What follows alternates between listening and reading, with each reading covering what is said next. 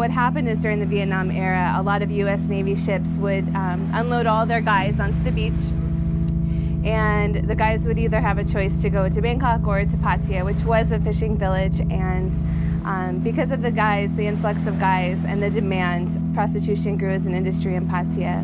What you see when you walk through Pattaya are lots of open bars with lots of white guys coming for sun and for alcohol, for retirement, for sex.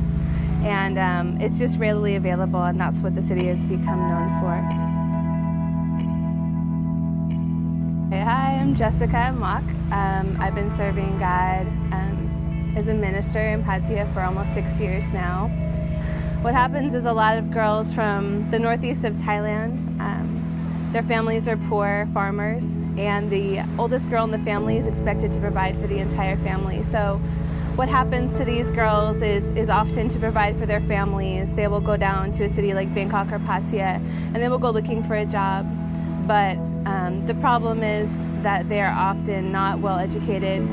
They have no opportunities to work in things like restaurants and in hotels. So what ends up happening is the only jobs available to them are to work in the bars, to sell their bodies. In Pattaya especially, we'll see a lot of people selling themselves are not just girls, but also boys, children, and also transgenders. This season in Pattaya that I've spent, really the Lord brought me there, and the one word that He told me was to worship. And the Lord has used me through worship ministry to go into the bars and go into the streets and the malls and the schools and to start a house of prayer in the hugest red light district. I've gone out and I've gotten to know and befriended a lot of girls coming out of prostitution, and just walked alongside them as a friend, as a mentor, as a counselor, to encourage them in their life decisions and in their walk with Christ, and to know that they are loved and to know that their life has a value. I think God has a really, really special love for Pattaya and for cities that on the outside, if you're not looking with your spiritual eyes, seem so dark and so intense and so overwhelming and oppressive.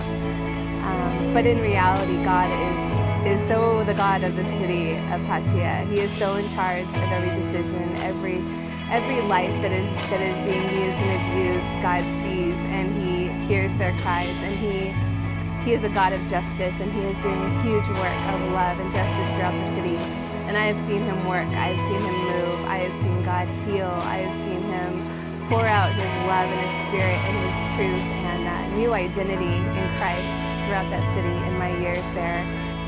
All we have to do is be obedient in answering His call to bring His love to people one by one. It's not really an overwhelming task when you look at it. It's just walking the streets and loving people one by one the way that He does.